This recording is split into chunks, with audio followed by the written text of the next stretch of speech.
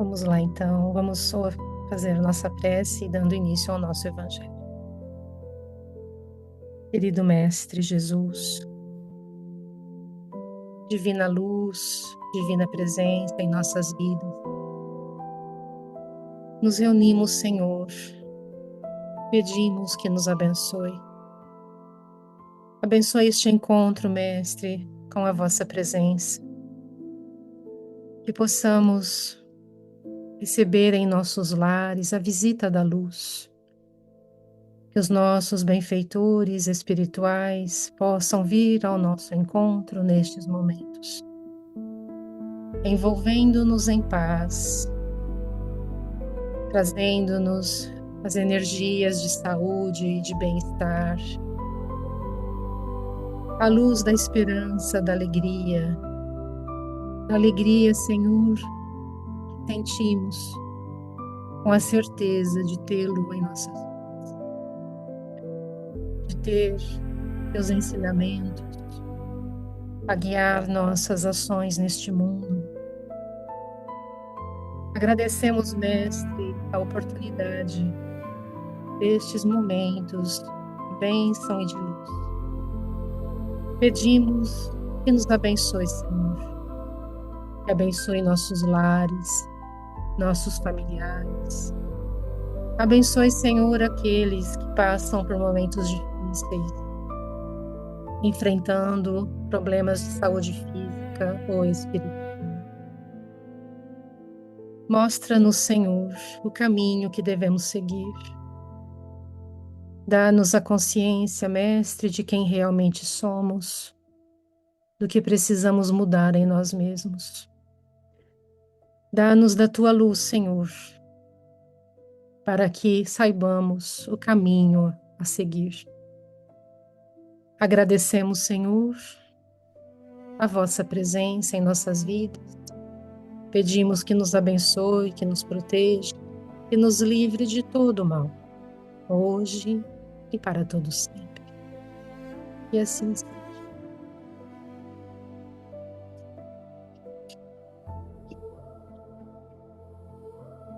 Boa noite a todos. Muito obrigado pela presença.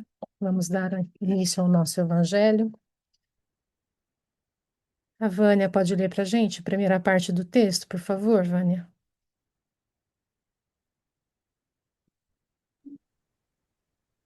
Sim, vamos lá. Varando sombras. Meus amigos, há muitos dentre vós tenho ouvido dizer: como hei de fazer caridade, se a miúde nem mesmo do necessário disponho? Amigos, de mil maneiras se faz a caridade. Podeis fazê-la por pensamentos, por palavras e por ações. Por pensamentos, orando pelos pobres abandonados, que morreram sem se acharem sequer em condições de ver a luz. Uma prece feita de coração os alivia. Por palavras, dando aos vossos companheiros de todos os dias alguns bons conselhos, dizendo aos que o desespero, as privações azedaram o ânimo e levaram a blasfemar do nome do Altíssimo. Eu era como sois, sofria, sentia-me desgraçado, mas acreditei no Espiritismo e vede, agora sou feliz. Aos velhos que vos disserem, é inútil, estou no fim da minha jornada, morrerei como vivi, dizei, Deus usa da justiça igual para com todos nós. Lembrai-vos dos obreiros da última hora. Às crianças já viciadas pelas companhias de que se cercaram e que vão pelo mundo prestes a sucumbir às más tentações, dizei: Deus vos vê, meus caros pequenos. E não vos canseis de lhes repetir essas brandas palavras. Elas acabarão por lhes germinar nas inteligências infantis, e, em vez de vagabundos, fareis deles homens. Também isso é caridade. Dizem outros dentre vós: ora, somos tão numerosos na terra que Deus não nos pode ver a todos. Escutai bem isso, meus amigos. Quando estais no cume da montanha, não abrangeis com o olhar os bilhões de grãos de areia que a cobrem? Pois bem, do mesmo modo vos vê Deus. Eles, ele vos deixa usar do vosso livre-arbítrio, como vos deixais que esses grãos de areia se movam ao sabor do vento que os dispersa. Apenas Deus, em sua misericórdia infinita, vos pôs no fundo do coração uma sentinela vigilante, que se chama consciência. Escutai-a, que somente bons conselhos ela vos dará. Às vezes conseguis entorpecê-la, opondo-lhe o espírito do mal. Então ela se cala. Mas ficais certos de que a pobre escorraçada se fará ouvir, logo que lhe deixardes aperceber-se da sombra do remorso.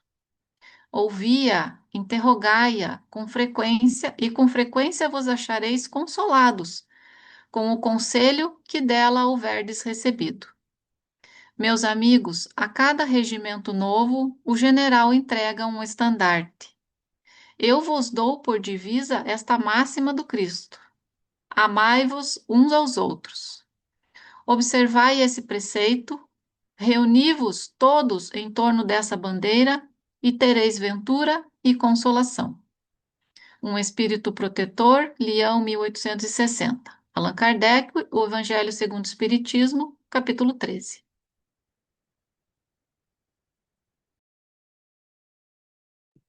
Obrigada, Vânia.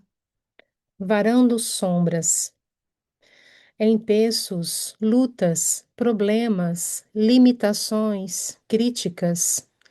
Deixemos a mágoa de lado e sigamos em frente, trabalhando e compreendendo sempre. Os que não desejam avançar tentarão prejudicar-nos a caminhada. Os que não querem servir buscarão envolver-nos no desânimo. Os que não acreditam no bem assumirão atitudes estranhas contra nós. Mas não recuemos. O nosso compromisso é com a própria consciência. Varemos as sombras com o archote da fé operosa. No serviço do Evangelho, ninguém se encontra sozinho. Forças divinas suplementam as nossas forças e vozes tutelares inspiram os nossos passos. Haveremos de triunfar. A obra pertence ao Cristo de Deus e nada deterá a sua marcha vitoriosa. Um texto de Batuíra, psicografia de Chico Xavier, Carlos Bacelli, no livro Brilhe a Vossa Luz. Bom, muito obrigado, Giovana, muito obrigado, Vânia, muito obrigado a todos. Nós temos no texto do Evangelho, né, uma série de elementos que estão cada, em cada parágrafo, né, nós poderíamos fazer um Evangelho separadamente. É claro que hoje, tendo colocado o texto todo, nós vamos, né, nos concentrar naquilo que chama a atenção, né, para cada um de nós. Mas é bem claro, né, que o convite para o trabalho, para o exercício da caridade, para sermos úteis num mundo em que há tanta dificuldade, e, sobretudo, o convite para dizer-nos que não importa muito a nossa condição, as nossas posses, né? O que transparece muito claramente dessa mensagem, a meu ver, é que uma vez que nós tomamos consciência de que é importante sermos úteis, de que é importante trabalharmos em afinidade com as leis divinas, com o amor divino, com o bem, né, na Terra, nós procuraremos os meios que estiverem ao nosso alcance para fazê-lo. Então é muito bonito quando ele diz que uma simples oração, né, pelos desvalidos, pelos desencarnados, E isso pode parecer muito simples, né? Pode parecer só palavras, mas basta nos colocarmos na situação daquele, né? De quem ele está falando, que nós entenderemos muito bem que não é. Porque quantos milhares de pessoas desencarnam, né? No esquecimento, praticamente. Quantos chegam a este mundo em condições de sofrimento? Quantos lares recebem crianças, né, com situações difíceis, na pobreza, na miséria, em meio a situações de violência, de agressão, de abusos? E talvez o convite que nos faça esse espírito protetor é para que nós comecemos a sentir, né, a imensidão do trabalho que existe a ser feito no mundo.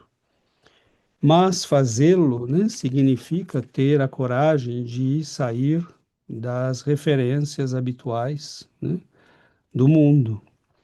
Fazer esse trabalho significa, às vezes, fazê-lo em silêncio, às vezes não ser visto, não ser aplaudido, às vezes ter que agir de acordo com a nossa consciência e não de acordo com o aplauso e a autorização do mundo, né? Muitas vezes nós teremos que consultar a nossa consciência, ele nos diz, e ela nos reconfortará. E isto é bem interessante, porque você pode ser aplaudido pelo mundo inteiro, você pode agradar o mundo inteiro, mas a verdade é que se você colocar a cabeça no travesseiro e não estiver em paz, né, consigo mesmo, você sabe que não está em paz. Então, nós vamos entendendo, né, que essa tomada de consciência é algo muito importante, porque quase sempre nós agimos segundo a opinião dos outros, segundo, né, o que pensam, segundo o que o mundo aplaude, e nem sempre, né, isto leva realmente àquilo que precisa, né, ser feito. E são muito bonitas essas duas mensagens. A de Batuíra é extremamente curta, né? Mas, como sempre, muito precisa. Não vou entrar nos detalhes dela, faço só essa introdução para levantar alguns prováveis focos, né, de atenção, mas me chama muito a atenção o fato de que tudo isto que está nestes dois textos nascem de uma tomada de consciência muito profunda, muito pessoal. É quando nós já não estamos mais preocupados com o que os outros estão pensando, com o que vão dizer, nós começamos a entender que há coisas a serem feitas, que há atitudes a serem tomadas, que há coisas a serem ditas, né? Ele dá o exemplo na mensagem, né? Fale para aqueles que descreem, né? Você também é filho de Deus. Fale para as crianças, né? Há quem olhe por você. Então, tudo na nossa vida, ele está dizendo, pode ser uma demonstração dessa tomada de consciência, de quando nós entendemos que não temos que esperar, não temos que, né, amigos vêm e partem, né? Pessoas chegam e dizem adeus. É, isso faz parte, né, do nosso processo. Se você for ficar dependendo disso, né, você não vai fazer nada e não vai fazer nunca. Então, eu gostaria de fazer uma grande obra. Bom, às vezes é possível, às vezes não é, né? A questão é, estamos fazendo aquilo que podemos fazer? Estamos colaborando na medida do que podemos colaborar? Então, quando tomamos consciência da dimensão que é a vida espiritual, que é o significado da nossa vida na Terra, que é o propósito, né, da nossa busca de melhoria e de crescimento espiritual, nós começamos a tomar, né, as atitudes que temos que tomar, entendendo que nem sempre as pessoas estarão prontas, nem sempre nos seguirão, nem sempre nos aplaudirão, eh, nem sempre a família entenderá, né? Mas nós, nessa tomada de consciência, começamos a fazer o que tem que ser feito, né? Entendendo que muitas vezes viver nesse mundo é realmente atravessar sombras, né? Varar sombras. Mas os instrumentos para varar, né, as sombras é a luz da fé, são a luz da fé, né? A perseverança, a coragem e ter essa consciência, né, de que a nossa vida, a nossa consciência tem que estar diante de Deus e prestar satisfações a si mesma e a Deus, né? E diante disso nós começamos a fazer o que tem que ser feito, né? Mas cada um chega no seu tempo, né? Nós não podemos às vezes esperar de uma pessoa que ainda não teve, né, essa tomada de consciência que ela entenda, né? É, porque cada um de nós chega no tempo que tem que chegar. Então, tem vários aspectos desses dois textos, né? Eu não vou me estender mais, e acho que temos nos dois vários elementos muito interessantes para a nossa reflexão e para a nossa melhoria, né, de compreensão e de ação na vida. Então, nós abrimos a palavra aos irmãos que queiram partilhar, né, sua compreensão dos dois textos. Oi, Yuri. Boa noite. Isso que você falou, César, não? Como se eu pensei muito, uma das coisas que chamou a minha atenção no texto, quando ele fala que o compromisso é com nossa consciência e como nos invertimos as coisas, porque é realmente isso, a gente é, é como se nosso maior compromisso fosse com os outros, não com o trabalho, com a família, com a sociedade, não mais com essa. Você falou dessa imagem que a gente quer transmitir, então, na realidade, a gente não para pensar que o compromisso é a conquista de nós mesmos, não? Como estamos diante da a nossa consciência que a gente está evoluindo, não? E como podemos muitas vezes enganar os outros, mas não conseguimos enganar-nos a nós mesmos, não? Essa consciência está sempre aí falando, não? E também pensei assim como para ouvir a consciência, porque o texto fala, não? Examine a consciência, escute, não pergunte. Como para ouvir a consciência é preciso fazer silêncio, não? E acho que isso é uma das coisas que são cada vez mais difícil, porque assim vivemos cercados de tantas distrações, de tantos ruídos, tanto externos, não? Como o mundo, mas também os nossos próprios ruídos, não? Como eu pensei assim, ansiedade, os medos, preocupações de todo tipo. Então, é isso, não? Como tem que escutar mais, falar menos. E o problema também, eu pensei, escutar a consciência não sempre é o problema mais difícil, sim, a coisa mais difícil. Acho que o mais difícil é obedecer, porque a gente sabe muitas vezes o que é certo, sabe que devemos perdoar, sabe que temos que fazer caridade, que temos que ser mais humildes, mais pacientes. É como se escutamos, mas o desafio está a obedecer também, não? Então, isso me fez pensar assim. Obrigada. Obrigado, Yuri. Giovana? Como César disse, tem muitos aspectos no texto, né? Neste primeiro, ele fala das diversas formas de fazermos a caridade. Muitas vezes a gente acredita que fazer caridade é somente dar, né? Materialmente alguma coisa àquele que mais necessita. E a caridade tem um aspecto muito maior do que esse, né? Todo ato de amor é caridade. Então, uma oração, né, para aqueles que estão, né, sofrendo, né, passando por momentos difíceis, né, aqueles que estão partindo do mundo, né, muitas vezes em condições de rebeldia, às vezes em condições, né, muita luta, de muito sofrimento.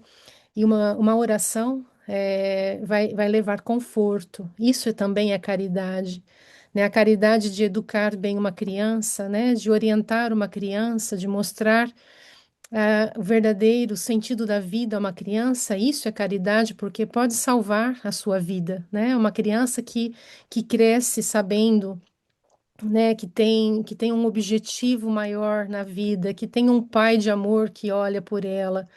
Isso é caridade. Então, ele vai, né, dizendo as várias formas de fazermos caridade e nós podemos, né, fazer a caridade em qualquer momento, né, um pensamento positivo, um pensamento de amor que nós enviamos a alguém, isso é caridade. Então, ele nos chama a atenção, né, porque, e também diz que nunca é tarde para fazer, se ainda não fizemos caridade, nunca é tarde, né? Os trabalhadores da última hora. Ele lembra no texto que sempre é momento, né? Porque quando ele fala, né, no texto, naqueles que já estou no fim da vida, né? Agora não tenho mais tempo para fazer nada, né? Que isso na realidade não pode ser um impedimento, né, do trabalho no bem. Todo momento é momento de trabalhar no bem. Todo momento toda hora é oportunidade, né, de fazermos algo de bom para alguém que está, mesmo desconhecido, né, não necessariamente aqueles que vivem conosco, que conhecemos, mas quantos sofrimentos, né, existem nesse mundo, mães sofrendo pela perda dos seus filhos, quantos nos hospitais, né, partindo deste mundo. Então, uma oração para essas pessoas que estão passando por momentos difíceis vai levar, né, conforto, vai levar luz, a esses corações que estão passando por momentos difíceis. E no segundo texto, né, a gente é muito bonito quando ele fala, né, de varar as sombras, né, porque nós temos diante de nós sempre empeços, lutas, problemas. Quem não tem tudo isso? Né, limitações, críticas. Deixemos a mágoa de lado e sigamos em frente. Não fiquemos olhando para o que temos de difícil na nossa vida. Isso pode nos impedir de seguir adiante. Porque se nós nos prendemos ao que é difícil, ao que traz sofrimento, nós vamos ficar presos nisso, porque esse mundo é um mundo de sofrimento. Esse mundo nos trará sempre, né, dificuldades de enfrentamento. Se ficarmos presos a isso, nós não avançamos nunca. Então, é mudar o olhar, né? Isso é uma caridade para conosco. Quando nós mudamos o olhar sobre as coisas e compreendemos melhor as necessidades do mundo e o que nos cerca, isso nos permite avançar, né? Então, ele nos convida a vararmos as sombras, a depassarmos as dificuldades, para que nós avancemos. E ele lembra, né, Batuíra, ele lembra nesse texto que nós não estamos sozinhos. Nós temos, né, a força do alto que nos auxilia e nos ampara sempre. Tem um texto de Emmanuel que a gente fez um estudo hoje. Ele fala, né, dos espíritos que chegam no mundo espiritual já em situações que aprenderam, né, na vida, e conseguiram a transformação íntima. Eles chegam numa etapa de suas vidas, eles falam: e agora? O que vou fazer? Né? Qual é a próxima etapa? Então, chegam no mundo espiritual tendo a oportunidade de viver em mundos felizes, mas eles falam: não, eu não posso, né? O Cristo os chama ao trabalho e eles voltam ao mundo para ajudar, para socorrer. Então, esses são espíritos que voltam a viver conosco, a viver entre nós, ou mesmo do mundo espiritual, trabalhando para que nós possamos superar as nossas dificuldades, né, as nossas lutas. Então, são espíritos que entenderam o poder, né, do auxílio, do amparo, a necessidade do auxílio, do amparo, e eles estão entre nós, trabalhando, ajudando, orientando as nossas vidas, né? São almas que já que compreenderam o que é a sublimação do amor, né? Que através do amor se faz, pode se fazer muito pelo outro. Então, é esse convite, né? Que nós não olhemos para os problemas, né? Mas olhemos para o que podemos fazer com o problema, né? Superando-os e nos apegando sempre a essas forças espirituais superiores que eles pois eles estão conosco e nos auxiliam nessa caminhada que às vezes é muito difícil. Então, varar sombras é isso, né? É olhar acima de tudo que nós temos que enfrentar, mas continuar, né? Avançar, porque o nosso projeto, né, neste mundo é o projeto do crescimento e do aprendizado. Então, esta consciência, né, esta tomada de consciência, ela é essencial na nossa vida. Entender isso é o que há de mais importante na nossa vida, porque senão a gente pode passar uma vida inteira, né, sem olhar para o que é importante, sem olhar para o que realmente vai fazer diferença lá na frente, né, no fim da nossa existência nesse mundo. Então, sem essa consciência do que é um ser humano, de qual é o projeto divino, Deus está olhando por todos nós, como se ele fala do alto de uma montanha, né? Deus está olhando por todos nós. E nesse olhar, ele espera o nosso crescimento. É para isso que ele nos. É esse o nosso objetivo, né? É esse crescimento, é aproveitarmos a vida, tomando a consciência de que somos filhos de Deus e de que estamos aqui para crescer, para aprender e não estamos sozinhos, né? Avancemos, apesar de tudo, e se a luta é grande, continuemos a avançar, né? Não nos entreguemos às lutas e às dores. Muito bom, obrigado, Giovana. Oi? João. Ah, o João. João? Eu gosto muito daquela definição que amor é o sentimento, né, e a caridade é a ação. Nem a Giovana falou no começo do comentário dela, né, que a caridade é um ato de amor. É, então a caridade seria o amor em ação, né?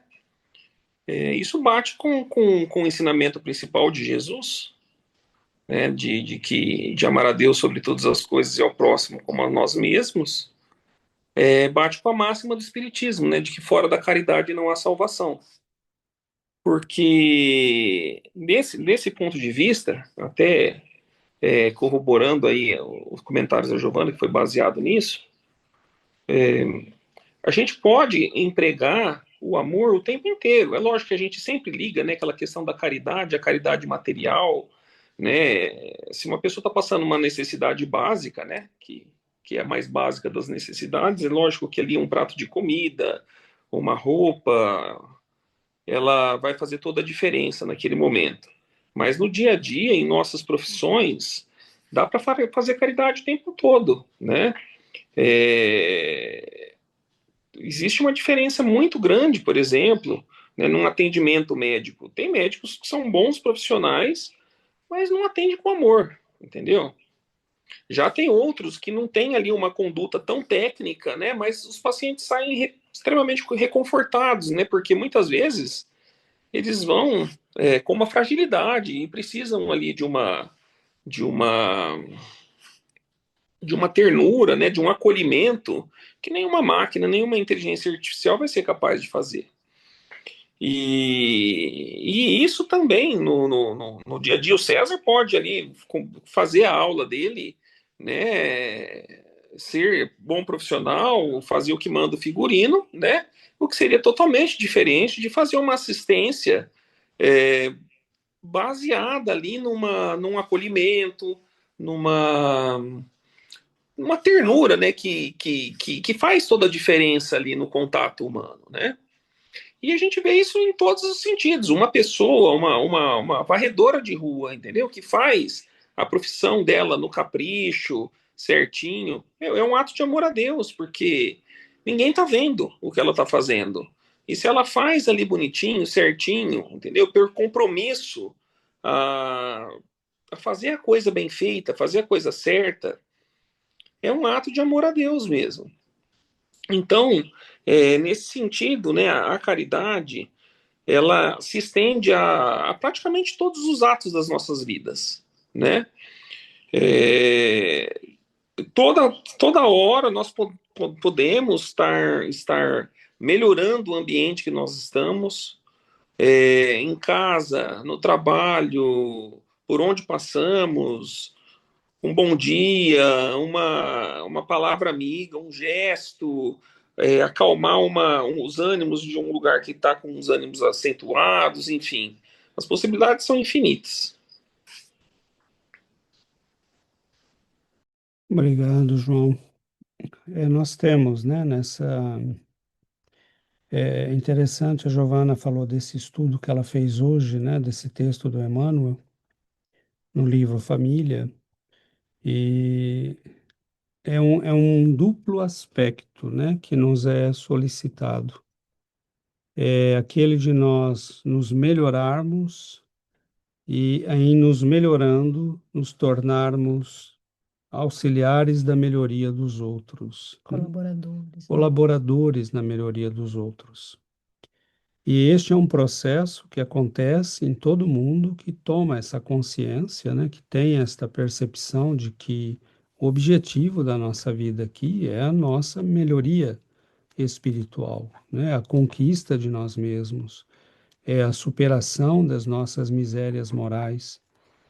Mas à medida que nós fazemos isso, nós vamos encontrando um estado de paz interior, de felicidade interior, e é uma paz e uma felicidade que nós não encontramos no mundo.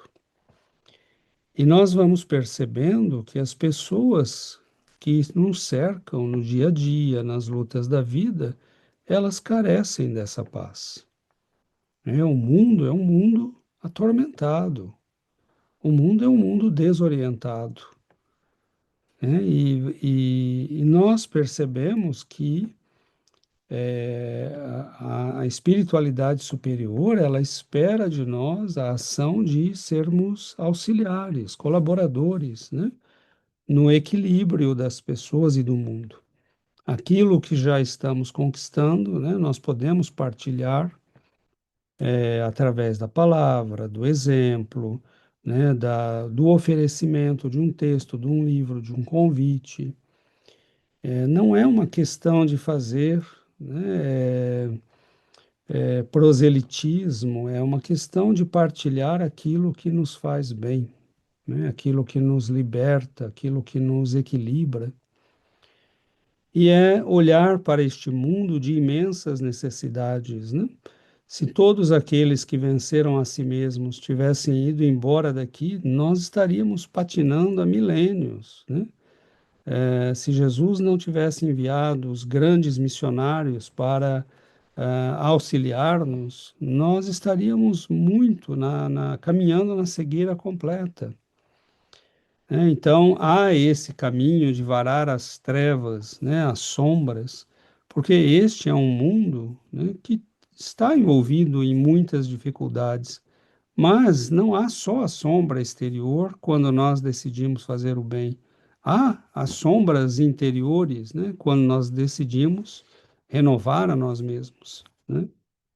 E essa questão da consciência é uma coisa muito importante, porque a pessoa que passa a agir em função da consciência, né, e nós sabemos, né, o Livro dos Espíritos nos diz, a lei divina está na nossa consciência.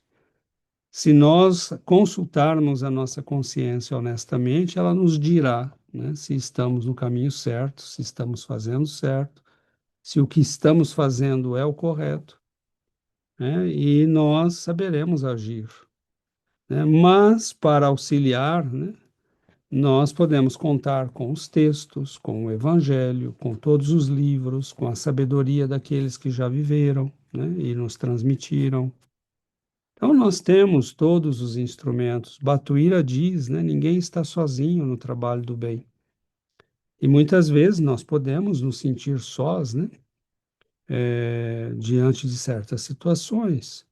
Mas quando nós entendemos, né, que há muitos que estão vivenciando esse processo, né, e que estão trabalhando, que estão tentando melhorar o mundo, melhorar a si mesmos, que nossos benfeitores nos amparam no esforço que estamos fazendo, né, nós vamos entendendo que estamos amparados, estamos protegidos, né. O próprio Batuíra, né, ele tem toda a autoridade moral para escrever, né? Um benfeitor espiritual que dedicou sua vida a divulgar o espiritismo numa época que no Brasil ser espírita era muito difícil. Era ser olhado como um ser estranho, perigoso, né? Ser atacado, né? Nós vemos Inácio Bittencourt, por exemplo, né? Junto com outros amigos, cria um lar de crianças no Rio de Janeiro, e o bispo da cidade faz campanha para que ninguém doe, né, a obra do Lar das Crianças. Nós vemos em Matão, né, procissões que iam até a frente do centro espírita, né, e ficavam cantando na frente do centro espírita. Então, esses homens e mulheres são pessoas de uma época em que ser espírita não era fácil. Batuíra, ele adentra o espiritismo tendo perdido um filho, né? E ele era um português empreendedor, um homem muito ativo, né, muito dinâmico, muito inteligente. E ele vai, né, à medida que ele, pela própria mediunidade, né, entra em contato com o filho, o vê um dia praticamente materializado diante dele, né, e ele passa a trabalhar na divulgação, no consolo, na orientação, né, ajuda os escravos que eram fugitivos, né, compra a alforria de escravos. Então, era um homem que se implicou, né, na vida, criou um jornal, divulgava o espiritismo por jornais e revistas, trabalhava junto com Caibar Schutel, né, divulgando o trabalho de Caibar Schutel também.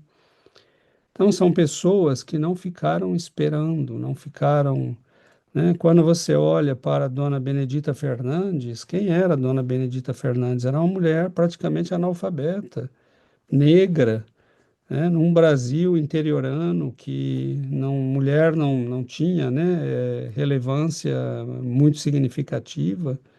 E ela, a partir do momento que toma consciência, né, da verdade espírita, ela começa a trabalhar e vai criar um hospital para doentes mentais, para pessoas abandonadas, vai criar cursos noturnos de alfabetização, cria abrigos para acolher mendigos, porque ela passou por essa situação, né? Então, é, nós nós temos que começar, né, a acordar, e quando eu digo nós, eu estou falando para mim mesmo, né?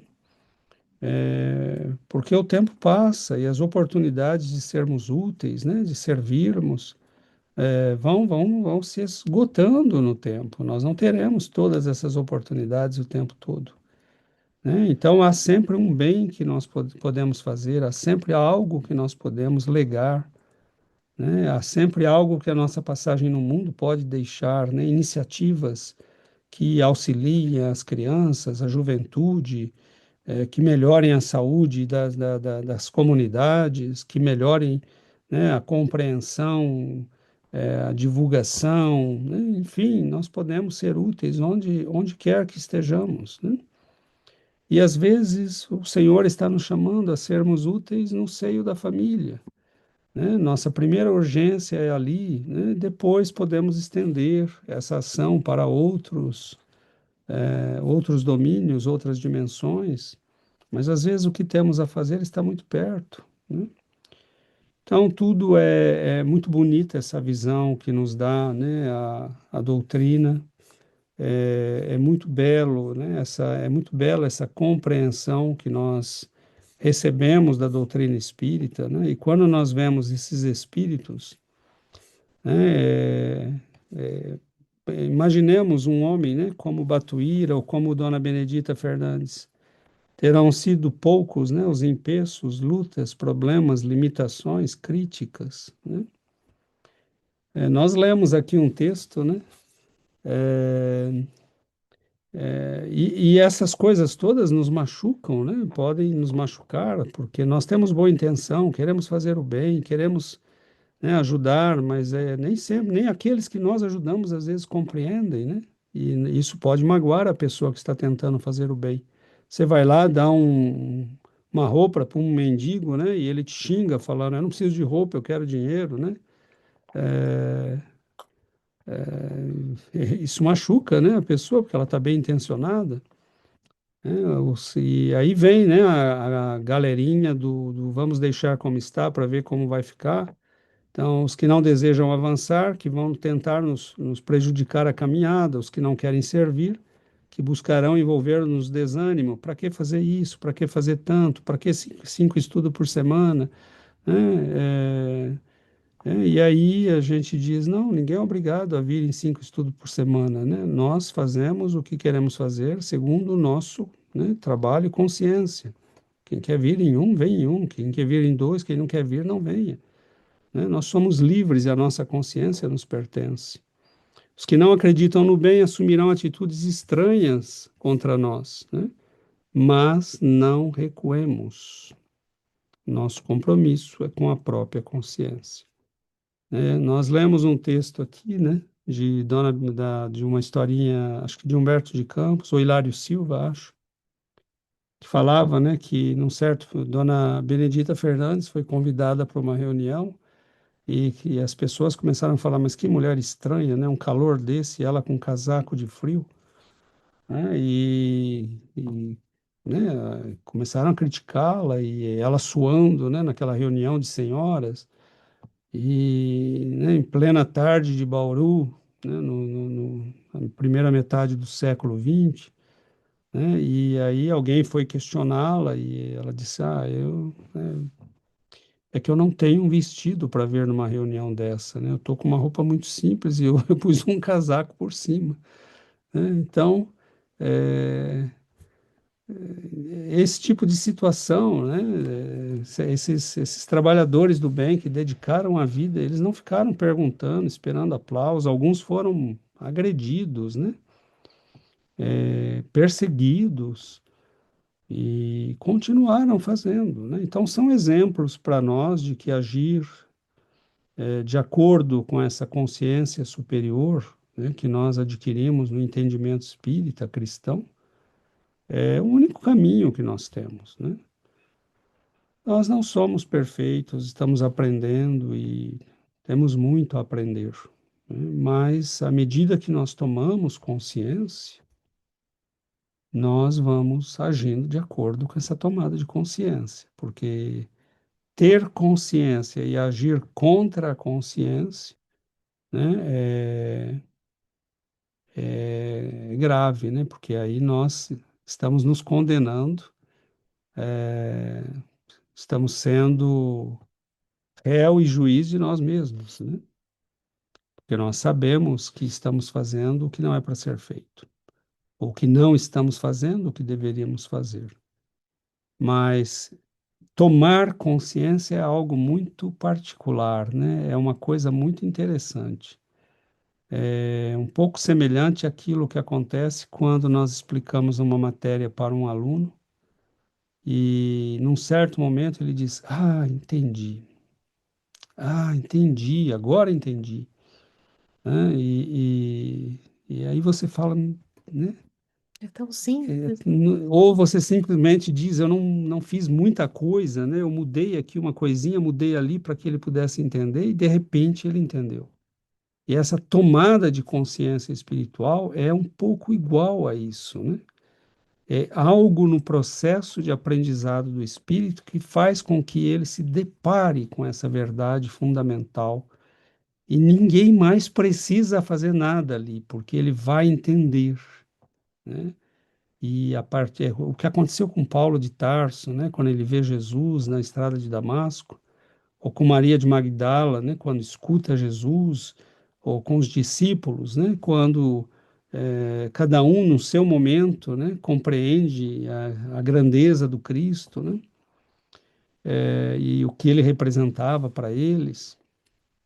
Então, esse processo de tomada de consciência é algo que não tem como ser transferido, não tem, é como entender, né, um conteúdo qualquer. Então, para cada um de nós chega no momento que chega, né? Daniel? Eu fiquei, isso que você comentou sobre tomada de consciência, né? Nesses, nesses tempos onde a gente vive, é, onde os algoritmos, né, acabam guiando boa parte do que a gente pensa, né? É interessante a gente ter essa clareza do que está guiando a nossa consciência, né? Porque às vezes a gente não percebe o que de fato é que a gente está.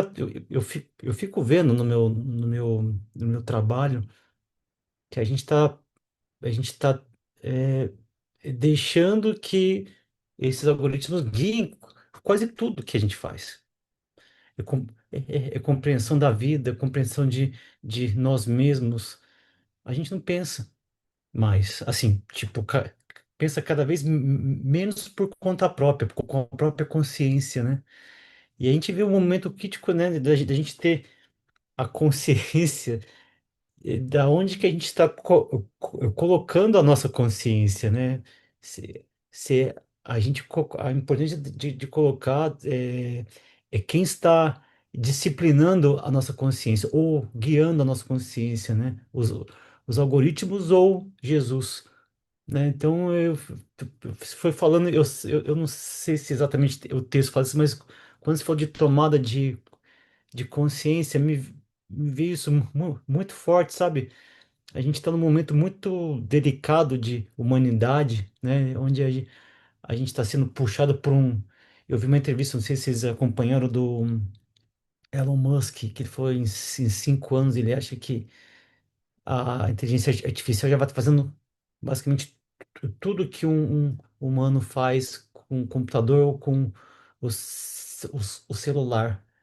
Eu fiquei, caramba, será que a gente vai chegar a esse ponto tão rápido assim? Será que a gente chegou e a gente não, e a gente não, e a gente não percebeu? Então, eu fiquei, essa palavrinha isso que você falou me pegou aqui, César, essa tomada de consciência da, da gente estar muito atento em estar sempre disciplinado pelo que o Cristo nos fala, né, e por mais que às vezes eu me sinto até um pouco sozinho, assim, no sentido de é, conduta de vida, sabe? Que às vezes eu vejo que o barco está indo para um outro lado, eu falei, cara, mas será que eu tô errado? Eu tô sozinho, sabe? De estar. Sei que eu tô indo contra a maré, mas aí essa frase de que nosso compromisso é com a nossa própria consciência e a gente nunca vai estar sozinho, seguindo isso, me deu até um pouquinho mais de alívio. Saber que estamos. Se a gente seguir a, o que o, o Cristo fala, acho que a gente nunca vai estar no caminho errado, né? É isso, obrigado, Daniel. Essa questão, né, da tomada de consciência é algo muito interessante, porque primeiro a pessoa tem que, obviamente, estar buscando, né? Como eu disse no exemplo do aluno e do professor, bom, o aluno está ali porque ele está querendo aprender, né? Eu só disse como é estranho esse momento, né? Porque ele acontece e é como se, bom, o professor fez alguma coisa, o aluno está trabalhando, mas o que exatamente aconteceu, né? É muito misterioso esse momento do né? Entendi. E, e é claro, né, que um professor falando para um aluno que não quer aprender, isso em momento não vai acontecer, né? Um aluno querendo aprender, mas sem o auxílio de um mestre, fica muito difícil, né? Às vezes pode até conseguir, mas vai trabalhar muito mais. E espiritualmente é a mesma coisa, né? Por exemplo, quem está minimamente interessado tem uma chance de ter essa tomada de consciência. Você deu um exemplo, né, da questão da inteligência artificial. Por que que isto te chamou a atenção? Perdão.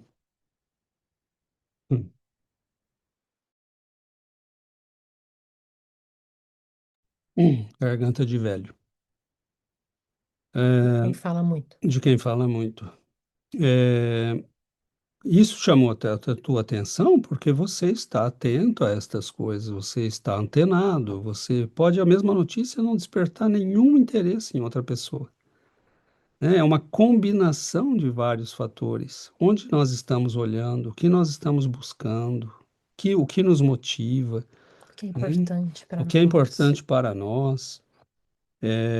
Por exemplo, né, a reflexão que você deve começar a fazer a partir dessa tomada de consciência é importante, né? Então, eu vejo as pessoas assustadas, né, com o que vai acontecer com a inteligência artificial, e vai acontecer mesmo. Mas quando nós estivermos a risco de perder nossa humanidade e ela não valer mais nada, aí nós diremos: mas o que é ser humano? Qual é o sentido da minha existência e da nossa existência?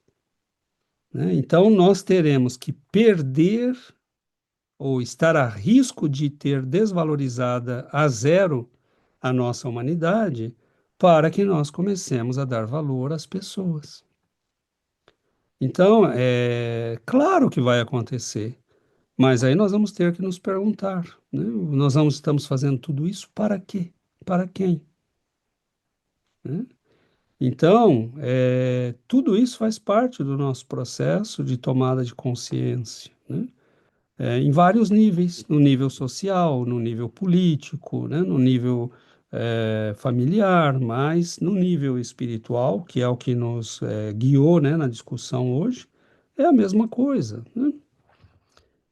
O que se passa com uma pessoa que conquista dinheiro, fama, sucesso, porque a maioria deles entra em depressão, né? Assim como uma pessoa que está lutando para ganhar a vida e não consegue o suficiente, pode entrar em depressão porque está passando por dificuldades, né? Por que que nós nos batemos tanto, lutamos tanto, damos tanta importância a coisas que vão desaparecer? Mas leva tempo para tomar essa consciência. Leva tempo para entender a importância das coisas, dimensionar corretamente as coisas, né? Saber o que é importante, o que não é, o que vale a pena, o que não vale. Tudo é um processo de aprendizado para nós, né? Então, não há críticas, né? Nós vamos entendendo o processo e vamos ajudando, né?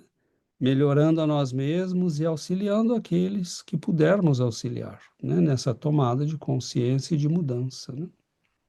Yuri? Essa é assim como uma pergunta, porque não sei se estou errada, mas no meu conceito, tomar a consciência não é como aprender algo novo, é como se a gente desperta algo que sempre esteve em nós, mas que não somos capazes, não, ai, Deus mío, não éramos capazes de ver. É isso, não? É isso realmente, porque se Deus puso as coisas, as leis divinas dentro de nós, sempre estuvo aí esse conhecimento, sempre estuvo latente, mas no momento que a gente passa do intelecto para o entendimento da alma, acho que é esse momento, não? Não sei se estou errada ou se também tomar consciência quer dizer aprender algo novo e entendê-lo. Não, eu acho Esclarece-me, por que. favor. Não, eu acho que você deu um exemplo, uma definição muito boa, né? Porque às vezes tomar consciência não é realmente aprender algo novo, né? Tomar consciência de algo, né? De algo que às vezes já está ali. É muito interessante porque é como se fosse um quebra-cabeças. As peças estão em cima da mesa e você olha para aquilo, ninguém te falou que é um quebra-cabeças, né? E aí você olha para aquilo e você fala, mas espera aí, se eu mudar isso aqui, por aqui, pegar aquele, forma uma figura, estava ali o tempo todo, né? Então, tem coisas dentro da gente que são assim. Você pegou uma informação aqui, leu um livro ali, ouviu uma pessoa aqui, escutou uma conferência, participou de um estudo, vivenciou uma experiência, passou por. E, de repente, aquilo parece que é como se uma reação química, né? Que você coloca um catalisador, todos os reagentes estavam ali, né? Como o hidrogênio e oxigênio, por exemplo. Você pode deixar os dois juntos 1 milhão de anos, vai formar uma molécula de água a cada 100 anos. Mas se você acender um fósforo, né, tem uma explosão e forma água imediatamente, né? Então, o catalisador, né, tudo está ali, mas algo aconteceu que ligou tudo, né? Que você viu, né? Tomar consciência é ver às vezes o que estava ali, né? Estava ali diante de você. Então, Mas as coisas estavam ali. estavam ali, Então, como pode vir também de uma informação nova que vai servir como catalisador, né? mas às vezes, essa semana alguém me perguntou, né, como é que é sobre conhecer Jesus, né? O que é Jesus? Porque as pessoas sabem quem, né? Na maioria, né? Sabem quem é Jesus, o que, que Jesus fez, né? Do Evangelho, mas não sentem Jesus, né? E esse sentir Jesus é uma construção. Se sentir Jesus como um ser do nosso lado, como uma luz do nosso lado, isso é construção que tem que partir de nós. Então, é estudar Jesus, conhecê-lo, falar com ele, para irmos na direção dele, buscá-lo, porque senão a gente não vai nunca sentir a presença de Jesus como ele pode ser sentido. Então, essa consciência desse ser também é preciso que nós busquemos, que estejamos abertos para que ele faça parte da nossa vida, porque senão vai ser sempre superficial essa relação. Jesus, ele está pronto para que a nossa relação com ele seja uma relação de proximidade, de amizade verdadeira, mas se nós não nos abrirmos para que ele se apresente, para que ele venha, né, e esteja conosco, faça parte da nossa vida, isso não vai acontecer, porque depende de uma parte depende de nós, dessa busca, né, de buscá-lo, de conhecê-lo, de estudá-lo, né, de nos interessarmos a que a sua presença esteja conosco, né? Nós podemos, né, nesse processo que nós falamos, né, de tomada de consciência e colaboração uns com os outros, nós podemos apresentar Jesus às pessoas, mas essa tomada de consciência, né, muitas vezes as pessoas vão vir a nós, porque nós somos a referência, né? O Daniel tem amigos que sabem que ele é espírita, ou a Yuri tem um grupo que, né, as pessoas sabem que podem vir falar com ela, e assim por diante, né? Mas os nossos filhos, né, nós começamos apresentando Jesus para eles através de estudos, palavras, conversas, né? Mas um dia todas essas informações se transformarão numa relação pessoal deles, destas pessoas, com Jesus. E é neste momento a coisa já não nos pertence mais, pertence a eles. Né? Porque aí, neste momento, é uma consciência que entrou em contato com outra consciência. Ele passou pela nossa, né? Usou a nossa como intermediário. Mas no momento em que essa pessoa dizer, Senhor, Isso. né? Eu estou aqui diante desta situação e eu sei que não há mais ninguém neste mundo que tem poder, capacidade, meios para me mostrar o caminho. Então, no momento em que essa tomada de consciência, né, chega, a partir dali, né, você sabe que a pessoa está em boas mãos. E a partir dali ela está entregue nas boas mãos, né? Ela vai seguir o caminho dela e vai fazer o que tem que fazer e o que é o melhor. E às vezes está tudo no lugar, né?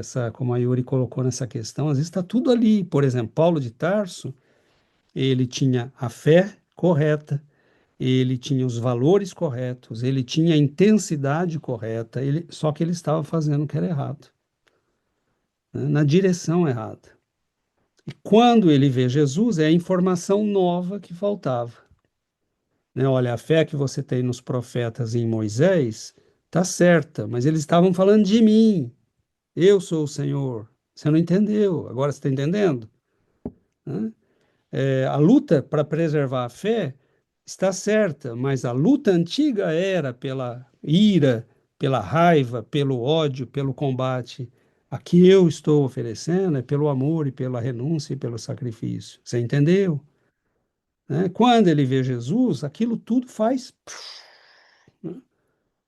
Aquilo bagunça tudo na vida dele e quando assenta, está tudo no lugar. Né? E aí ele fala, ok, agora eu entendi. Né? Então, é esse mistério, né? Por isso que nós temos que orar, por isso que nós temos que buscar, por isso que nós temos que pedir, né? Porque às vezes está tudo no lugar, mas nós não estamos vendo, né?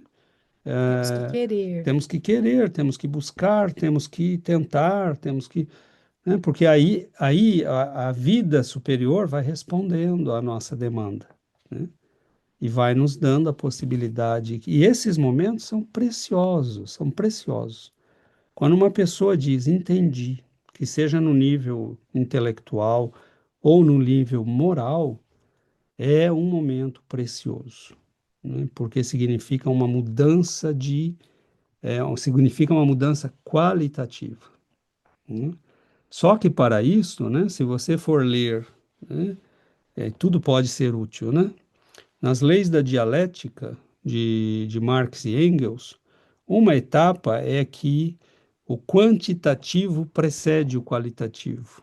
Então, às vezes é preciso juntar um monte de coisas quantitativas, né, quantitativamente, para que você possa dar um salto qualitativo. Então, você leu um livro, 2, 3, 50, 100, conversou com 20 pessoas, assistiu 1000 conferências e a coisa não chegou ainda. E, de repente, essa junção de quantidades, né, é como se você juntasse os ingredientes para fazer um bolo. Os ingredientes estão todos em cima da mesa, mas né, não fez a mistura certa ainda. E num certo momento, acontece. Então, esse salto quantitativo, né, essa junção quantitativa que dá o salto qualitativo, é uma lei da natureza, né, segundo os textos da dialética antiga. Ou seja, você precisa, às vezes, frequentar, né, estudar uma matéria anos a fio para chegar nesse, né, entendi. Mas no momento em que chega a isso, acabou, né? Ninguém mais tira isso de você. Então é isso, amigos. Nós temos com certeza muita riqueza, né, nesses textos e a bênção do conhecimento espírita. E vamos finalizando por aqui, né? Vamos convidar a todos para a nossa prece final, pedindo aos benfeitores que nos abençoe nossas famílias. Aproveitemos esses momentos para pensar nas pessoas que estão doentes, nos nossos familiares necessitados, nos nossos amigos que precisam, né, de socorro espiritual, aqueles que estão passando por momentos difíceis, né, pela perda de alguém, pela doença de um familiar. Este é o momento em que nós devemos orar, né, por todos nós e por todos eles.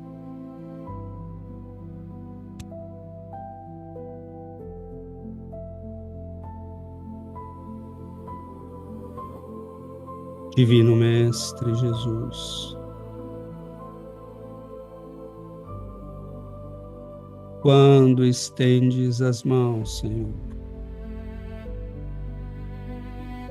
Luz e bênçãos se derramam sobre nós, e as trevas cedem à luz. A doença afasta-se diante da saúde. A misericórdia nos envolve, e onde havia dureza de coração, teimosia, rancor, mágoas, o vento brando da compaixão nos envolve. Tua presença, Senhor, é luz e bênção. Luz que fortalece nossas almas, que vivifica nossos espíritos, que sustenta nossa caminhada. Tu és, Senhor, a força dos séculos. Tu és, Mestre, a mão que nos sustenta. Ajuda-nos, Senhor, ajuda-nos, Senhor, para que possamos crescer, para que possamos, Senhor, seguir teus passos, para que a bênção do Evangelho não seja semente morta na nossa alma. Cultiva, Senhor, o jardim de nosso coração, para que possamos ver germinar em nós a alegria do Teu Evangelho, de nos descobrirmos filhos de Deus. Nós te pedimos, Senhor, ensina-nos o caminho da luz. Ensina-nos, Senhor, a aceitar as lutas, os momentos de dificuldade e atravessá-los com a bênção do vosso auxílio. Nós pedimos, Senhor, por nossos irmãos de caminhada, por aqueles que fazem parte de nossas vidas. Permita-nos e ensina-nos, Senhor, a olhar para eles com o teu olhar de carinho e bondade, a substituirmos a crítica pela bondade, a substituirmos, Senhor, o azedume pela simpatia e pela bondade de coração. Ajuda-nos, Senhor, a servir em Teu nome. Que o vosso amor possa envolver nossos entes queridos, fortalecê-los, sustentá-los, ampará-los,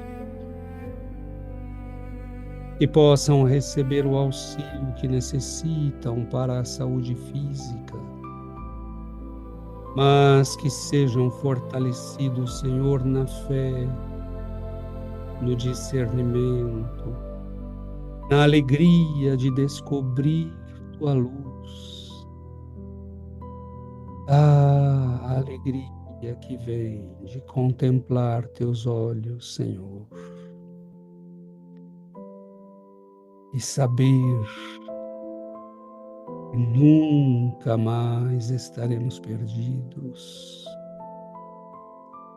pois teus olhos são como sóis em plena noite, que nos mostram o caminho da vida.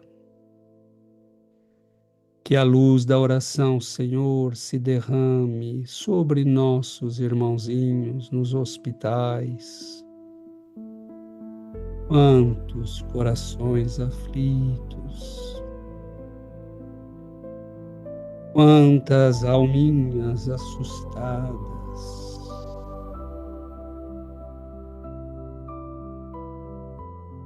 que possam receber, Senhor, a bênção, o toque das mãos luminosas que operam nos hospitais. Que o teu amor, Senhor, se espalhe por este mundo de tantas lutas e dores, de tantas ovelhas perdidas, caminhando, infelizmente, para abismos de dor. Olhem para o pastor, sigam o pastor, ouçam a voz daquele que nos chama. Vinde à vida. Abençoe-nos, Senhor, pois na nossa imensa necessidade nós nos encontramos diante da abundância do amor de Deus que nos vem de Ti. Guarda-nos, Senhor da luz, guarda-nos, Mestre das almas, guarda-nos, guia seguro, para que possamos atravessar as sombras da nossa própria alma. Fique conosco, Senhor, abençoe nossas vidas, nossos dias que virão, que possam ser iluminados pela vossa presença. Fique conosco, Senhor, hoje e para todo sempre. E assim seja.